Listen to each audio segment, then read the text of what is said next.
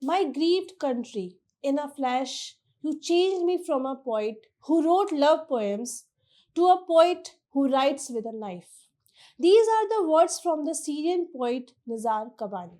I finally met my mom after 11 years, messaged 30-year-old Syrian artist activist Abu Malik al Sham after he reached Damascus. When the protests in Syria began in 2011, Al Shami was 17. He painted slogans on the walls in Damascus, Kafr Susa neighborhood where he grew up. In 2013, hounded by the security forces for his participation in the anti government protest, he left Damascus, the national capital, and his hometown after his brothers were arrested. On December 8, the 24-year-old rule of President Bashar al Assad came to an end, a regime which many believed is a regime of oppression and suffering.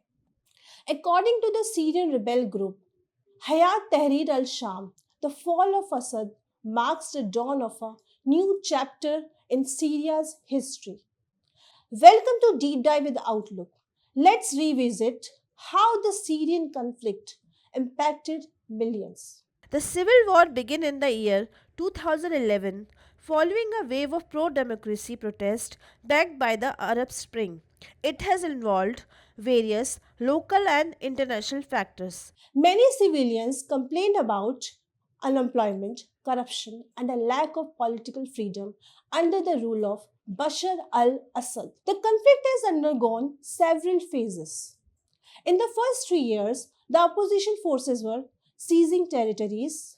In 2014, with the emergence of ISIS, Syria entered a dark chapter. They tried to control large territories.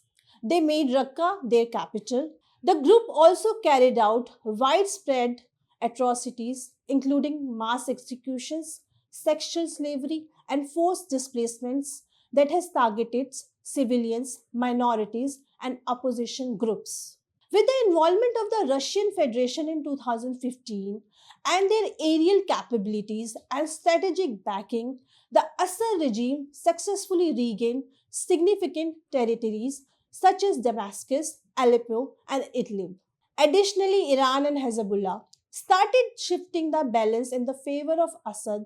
The United States was concentrating on combating ISIS and partnering with the Kurdish led Syrian Democratic Forces to secure control in the northeastern region. But in response to concerns regarding Kurdish autonomy along its border, Turkey commenced its own military operations, which helped them establish a buffer zone in northern Syria. All this led to the Syrian conflict transforming into a proxy war where global powers were competing for influence at the expense of the Syrian people. The conflict was continuing for 14 years, and the toll of the conflict on the people of Syria is beyond repair. According to UN High Commissioner for Human Rights, at least 580,000 people have been killed, including an estimated 306,887 civilians from 1st of March 2011 to 31st March 2021.